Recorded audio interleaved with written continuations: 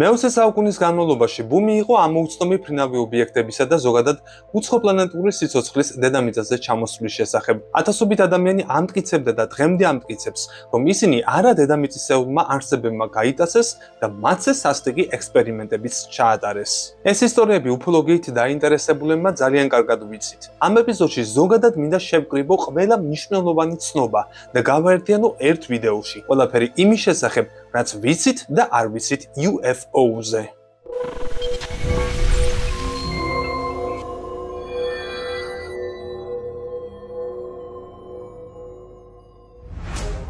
UFO ამოუცნობ ფრინავ ობიექტს ნიშნავს. ტერმინი იმ სახის ამოუცნობი საჰაერო მოვლენის მიმართ გამოიყენება, რომლის იდენტიფიცირებაც ვერ ხერხდება. ტერმინი პირველად 1952 წელს გაჩნდა და მას შემდეგ მასზე სულ უფრო მეც ვსაუბრობთ. თუმცა ადამიანი ცაში ოდითგანვე იყურება და ამოუცნობი ფრინავი ობიექტების ფენომენს უფრო დიდი ისტორია აქვს. დავიწყებ მოკლე ისტორიით. სანამ ფრენას დავიწყებდით. ჩვენი წინაპრებისათვის ცა უფრო ღვთაებრივი იყო, ვიდრე ამ ქვეყნიური. ამიტომ ყველაფერი რაც იქ ხდებოდა, ღვთაებრიობას მიეკუთვნებოდა და არა ამოუცნობ ფრინავ ობიექტებს. სხვანაირად ვერც იქნებოდა. ეს ის პერიოდია, როდესაც ადამიანს ფრენა არ შეუძლია. შესაბამისად, ეს წარმოუდგენელია. ცა მხოლოდ ღმერთებს ეკუთვნით. ამის მიუხედავად, ძველი წელთაღრიცხვის 467-სა და 240 წლების ჩანაწერებში ჩინელი ასტრონომები ცაში არსებულ ამოუცნობ ფრინავ ობიექტებზე საუბრობენ. ეს ობიექტები ძირითადად კომეტები და მეტეორები იყო. ამ მხრივ საინტერესოა ჰალეის კომეტა, რომელიც თავისი ორბიტის გამო ადამიანებს ხშირად ეცხადება. ეს განმეორებადი მოვლენა ძველი ადამიანებისთვის ზოგჯერ სწორედ ამოუცნობი ფრინავი ობიექტი იყო ხოლმე. საინტერესოა იულიუს ობსეკენსის ჩანაწერებიც, რომელიც რომაელი მწერალი იყო და მეოთხე საუკუნეში ცხოვრობდა. ტექსტებში მას ცაში მოძრავი ობიექტები აქვს ნახსენები. ბევრისთვის ეს უცხოპლანეტელების არსებობაზე მიმანიშნებელი ერთ-ერთი პირველი ჩანაწერია. თუმცა რეალურად ტექსტი უფრო მეტეორიტების წვიმის აღწერას ჰგავს. ვხვდებით გარკვეულ ჩანაწერებს შუა საუკუნეებშიც, სადაც ავტორები ამა თუ იმ ამოუხსნენ მოვლენაზე საუბრობენ, მაგრამ ისინიც ნაკლებად სარწმუნოა.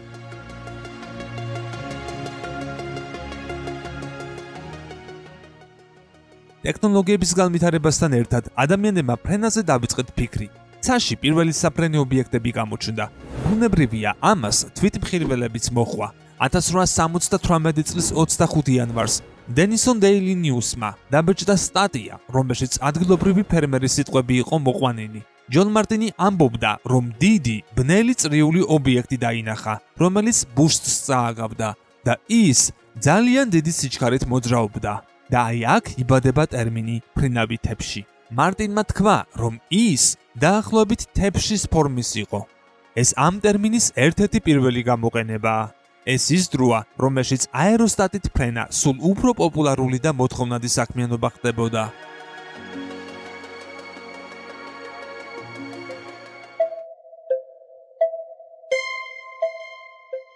მე-19 საუკუნის ბოლოდან ეს თემატიკა სულ უფრო აქტუალური გახდა.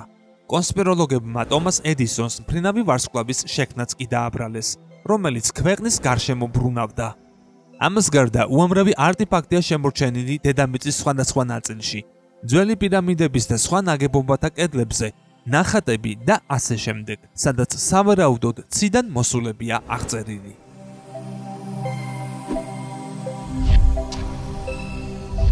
მეოცე საუკუნის დადგომასთან ერთად ადამიანები ცაში საბოლოოდ ავიჭერით და მალევე ორი მსოფლიო ომის მოვასწარით. შევქმნით და გამოვცადეთ ატომური ბომბიც, თავისი დამანგრეველი და სიცოცხლის მომსპობის შედეგებით. სწორედ ბირთვული იარაღის შექმნა მიაჩნიათ უფოლოგებს იმის მთავარ მიზეზად, რის გამოც უცხოპლანეტელები დედამიწით დაინტერესდნენ. გავფრინდით, ახლა ცაში ყველა რაღაცას ხედავს. მეორე მსოფლიო ომის შემდეგ, მხოლოდ 1946 წელს 2000-ზე მეტი მოხსენება შეგროვდა, ძირითადად შვედეთის სამხედროების მიერ. საუბარი ამოუცნობ საჰაერო ობიექტებზე იყო. ცალკეული შემთხვევები იყო საფრანგეთიდან, პორტუგალიიდან, ესპანეთიდან, იტალიიდან და საბერძნეთიდან. საბოლოოდ უმეტესობა ბუნებრივ ფენომენად შეფასდა. და მეტეორებად ან ამინდის პროგნოზირების საჰაერო ზონდებად კლასიფიცირდა. 1947 წლიდან ამოუცნობი მფრინავი ობიექტების ფენომენი სამეცნიერო ფანტასტიკაში იდგამს ფეხს. სულ უფრო მეტი მოთხრობა თუ რომანი იწერება ამ თემატიკაზე. ჰოლივუდში იღებენ უამრავ ფილმს, ძირითადად უცხოპლანეტელების მიმართ ნეგატიურ კონტექსტში, რომ სხვა სიცოცხლის გონიერი წარმომადგენლები ჩვენთვის საშიშები არიან და დედამიწაზე კაცობრიობის განადგურებისთვის მოდიან. ეს ადამიანის კოლონიალისტური აზროვნებიდან გამომდინარე შიშების შედეგი იყო ალბათ. ანდაც მიზანმიმართული კამპანია.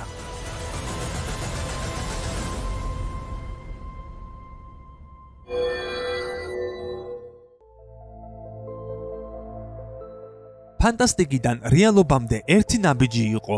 სამეცნიერო ფანტასტიკის მოყვარულებმა სპეციალური ჯგუფების შექმნა დაიწყეს. მათი მიზანი უცხოპლანეტელების კვალიზება და შესაბამისი ინფორმაციის გაცვლა იყო. 1957 წლის გამოკითხვების თანახმად, ამერიკის შეერთებული შტატების მოსახლეობის 25%-ზე მეტს სჯეროდა, რომ ამოუცნობი მფრინავი ობიექტები კოსმოსიდან იყო. 1966 წელს ამერიკელების 5% ამბობდა, რომ ამოუცნობი მფრინავი ობიექტი დაუნახავს.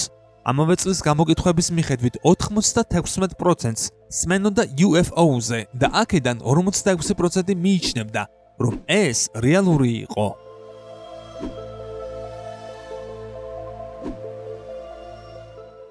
1952 წლიდან 1969 წლის ჩათვლით შეერთებული შტატების საჰაერო ძალებმა 12618 შემთხვევა დააფიქსირეს, რომელიც ამოუცნობ მფრინავ ობიექტებთან იყო დაკავშირებული. ამის პარალელურად საზოგადოება სულ უფრო მეტ შეკითხვას სვამდა და მსგავს მასალებზე წვდომის მოთხოვნა გაიზარდა. ამის მიუხედავად მაშინ CIA-მ ინფორმაციის გასაჯეროებისგან თავი შეიკავა.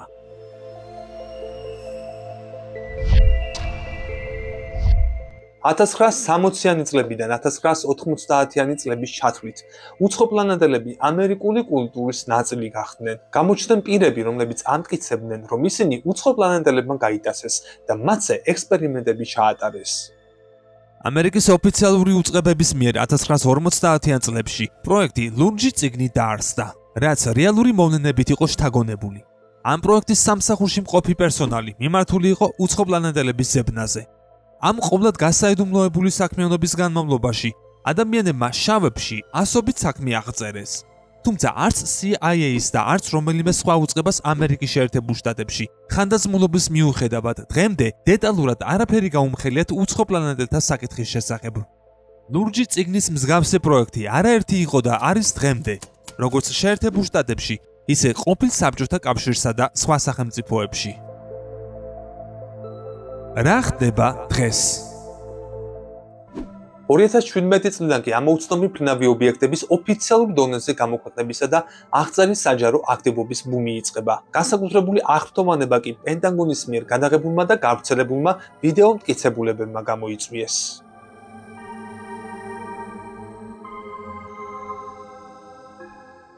2017 წელს The New York Times-მა გასადუმლოებული პროექტის შესახებ გაავრცელა ინფორმაცია. პროგრამა 2007-დან 2012 წლამდე მიმდინარეობდა და ის $22 მილიონი იყო დაფინანსებული. მედიის ინფორმაციით, ეს UFO-სთან იყო დაკავშირებული. ამის შემდეგ პენტაგონის მიერ მოპოვებულმა კადრებმა გაჟონა, რომელშიც ამოუცნობი მფრინავი ობიექტები ჩანდა. 2017 წლის დეკემბრიდან 2018 წლის მარტამდე New York Times-ის და To the Stars Academy of Sciences მიერ გამოქვეყნდა 3 სხვადასხვა ვიდეო, რომლებიც სხვადასხვა წელსაა გადაღებული ამერიკის შეერთებული შტატების სამხედრო საჰაერო ძალების მიერ და რომლებზეც ამოუცნობი მფრინავი ობიექტებია ასახული.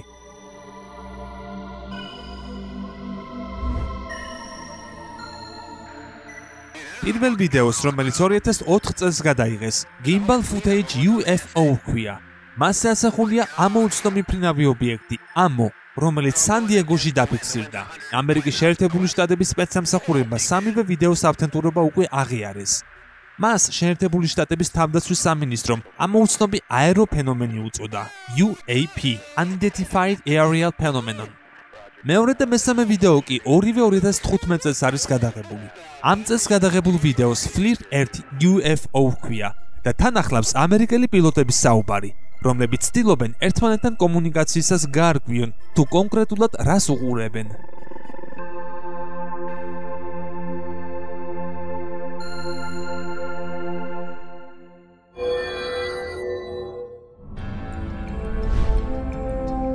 ამ ბომბდამშენში ხომალდების ერთ-ერთი სამხედრო პილოტი დევიდ ფრეივორი მედიასთან ღია საუბარში ამბობს.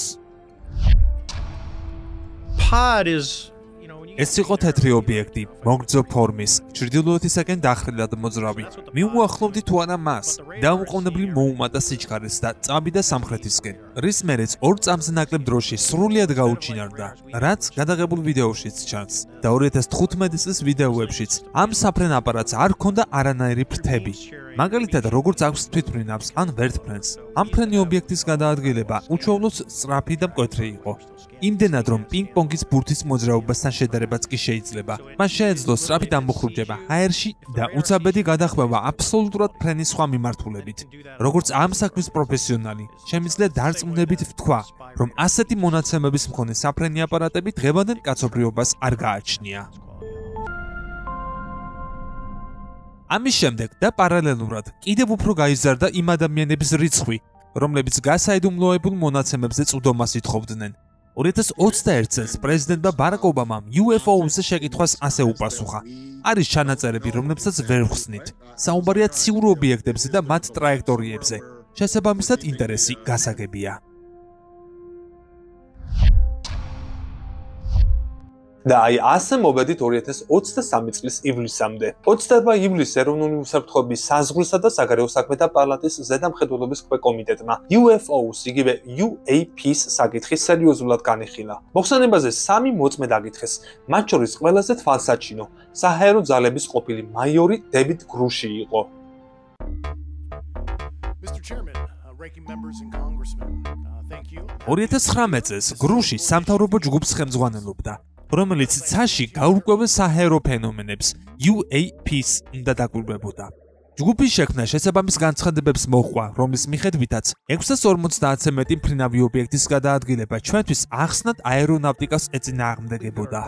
კონგრესში გამოსვლისას გრუშმა თქვა, რომ ამერიკის შეერთებული შტატების სამხედროებს დიდი ხანია ჩამოვარდნილი UAP-ს ნაშთები აქვთ.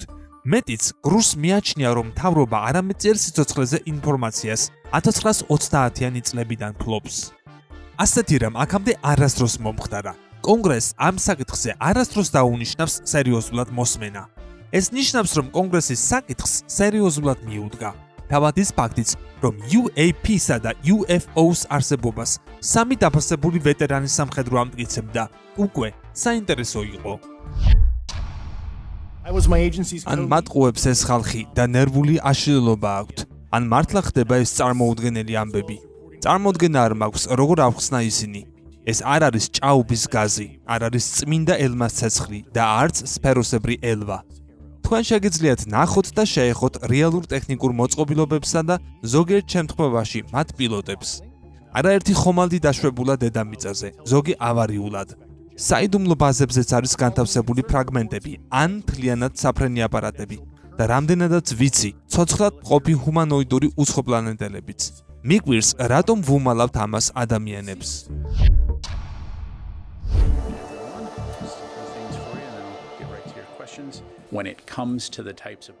როდესაც საქმე ეხება ასეთი საკითხის შესწავლას და დასკვნის გამოტანას, ძალიან ვფრთხილობთ. ამოუცნობის საჰაერო ფენომენების შესწავლაზე ამერიკის ბევრი დეპარტამენტი მუშაობს. ეს ინციდენტები აღერიცხება და მიმდინარეობს დაკვირვებები. ცალსახად არ შეგვიძლია სახელი დავარქვათ, არის თუ არა არადედამიწისეული ეს ობიექტები და მოვლენები. ჩვენ მათ ჯერჯერობით ამოუცნობ საჰაერო ფენომენებს ვუწოდებთ. ჯერ არ მომხდარა რაიმე ღია და გონიერი კონტაქტი, ან ჩვენ საჰაერო ხომალდებთან სამხედრო დაპირისპირება და შეჯახება, თუმცა საფრთხედ ნამდვილად განვიხილავთ. ეს განცხადება 2023 წლის 12 იანვარს პენტაგონის სპიკერმა, საჰაერო ძალების ბრიგადის გენერალმა პეტ რაიდერმა გააკეთა.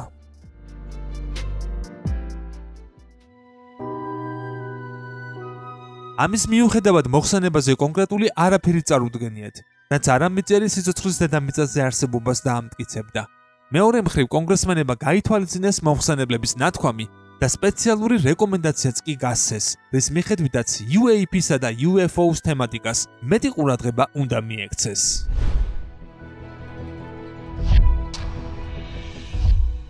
და მიექცა კიდევაც. უკვე სექტემბერში გავიგეთ, რომ პენტაგონმა UFO-სთან დაკავშირებით ახალი და სპეციალური ვებსაიტი შექმნა, სახელწოდებით thedebrief.org. ლინკი კომენტარებში იქნება. ვებსაიტზე ოფიციალური ინფორმაცია გამოქვეყნება ხოლმე. პენტაგონის წარმომადგენლების განცხადებით, ეს შესაბამისი ინფორმაციის კატეგორიზებისთვისაც მნიშვნელოვანია. როგორც თავში ვნახეთ, მსგავსი მოთხოვნა თავად კონგრესსაც ჰქონდა. წლების განმავლობაში არაერთი სენატორი, გადამდგარი გენერალი თუ სხვა მაღალ თანამდებობაზე მომუშავე ამერიკელი ამტკიცებს, რომ შეერთებული შტატების ოფიციალურ უწყებებში ყველაფერი იციან და მტკიცებულებებსაც ფლობენ. ეს პირები გაუთქმელობის შიშით ბევრ რამეს ვერ ამბობენ, რადგან სასჯელიელით. ხელი აქვთ მოწერილი ბევრი რამის გაუთქმელობაზე. ზოგიც გაურკვეველ ვითარებაში გაუჩინარდა ან ტრავმირებულია.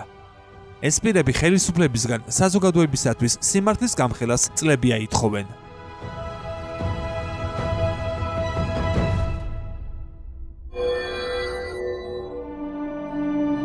საინტერესო იყო მექსიკაში განვითარებული მოვლენებიც. მექსიკელი კანონმდებლები უცნაური მოხსენების მომსწრენი გახდნენ, რის მიხედვითაც ჩვენ მარტონი არ ვართ. როგორც ეს წარმოდგენმა აღნიშნა, საქმე არამიწერ ნარჩენებს ეხება.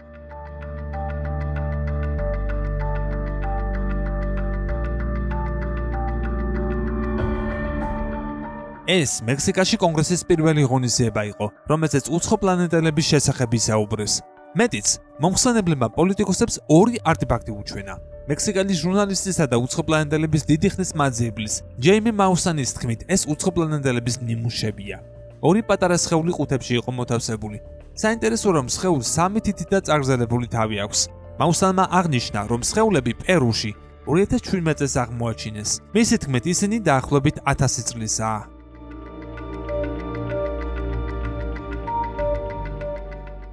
თუმცა მეორე საკითხია, რამდენად სარწმუნოა წარდგენილი სხეულები. ბერმში ეს ყველაფერი სკეპტიციზმს იწვევს და მექსიკის ჟურნალისტს სპეკულაციებში ადანაშაულებენ. აღსანიშნავია, რომ მსგავსი ნარჩენები ადრეც აღმოუჩენიათ, თუმცა მაშინ გაირკვა, რომ საქმე მუმიფიცირებული ბავშვების სხეულთან გვქონდა.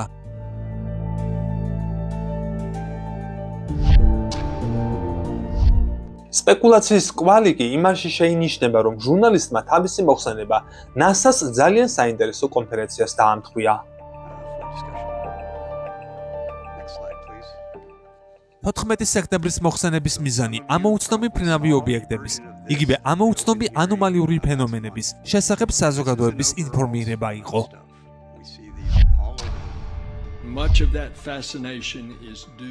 კვლევიდან ყველაზე მნიშვნელოვანი ის არის, რომ კიდევ ბევრი რამ არის გასარკვევი. NASA-ს დამოუკიდებელმა კვლევითმა ჯგუფმა ვერ მიაგნო კონკრეტულ მტკიცებულებებს. ვერ ვამბობთ, რომ UAP-ს არამიწერი წარმოშობა აქვს. და მაინც, ხშირ შემთხვევაში ჩვენ არც ის ვიცით, რა არის ეს UAP. რამდენიმე წლის წინ ფაქტობრივად ვატიკანმაც აღიარა უცხოპლანეტელების არსებობა. ვატიკანის ობსერვატორის დირექტორის განცხადებით, უცხოპლანეტელების არსებობა წმინდა წერილს არ ეძინა აღმდეგება. გაეროში ოფიციალურად შეიქმნა უცხოპლანეტელებთან კავშირის დეპარტამენტი. წარმომადგენლობა, რომლის თავმჯდომარე მალაიზიელი ასტროფიზიკოსი მაზლან ოტმანია. მისი თქმით, კოსმოსში ყოველწლიურად ხდება ახალი პლანეტების აღმოჩენა, სადაც სიცოცხლე შეიძლება იყოს და ამ პლანეტების მცხოვრებთაგან სიგნალებიც მივიღოთ, რისთვისაც მზად უნდა ვიყოთ.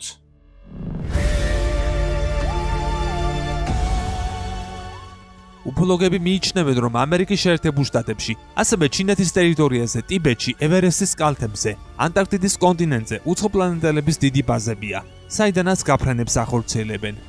სხვა საკითხია, რამდენად შესაძლებელია, რომ ცივილიზაცია, რომელიც გალაქტიკებსა და ვარსკვლავებს შორის მოგზაურობს, იყენებდეს ისეთ ტექნოლოგიას, რომლის გამოვლენაც შეგვიძლია.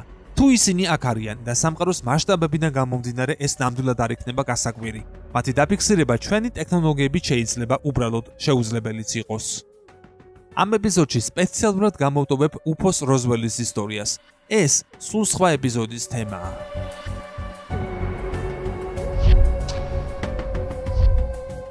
ერთი რამ ფაქტია, დროსთან ერთად ამოუცნობი ფრინავი ობიექტების საკითხი სულ უფრო აქტუალური ხდება და მაინც ჩვენ კვლავ არ გვაქვს უშუალო მტკიცებულებები, რაც გვეტყოდა, რომ მარტონი არ ვართ. და მაინც, თუ ოდესმე სადმე გინდას მიკრობულ სიცოცხლეს აღმოვაჩენთ, ეს ჩვენი სახეობისათვის ბავშვობის დასასრული იქნება. ეს იქნება მომენტი, როდესაც ჩვენ ადამიანებმა უნდა გავიაზროთ და საბოლოოდ დავწმუნდეთ, რომ ეს უსასრულო სამყარო მხოლოდ ჩვენთვის არ შექმნილა და არც მხოლოდ ჩვენს გარშემო ბრუნავს. ჩვენი პლანეტა შეიძლება ერთ-ერთი იყოს იმ მილიარდობით პლანეტიდან, რომელზეც სიცოცხლე ვავის.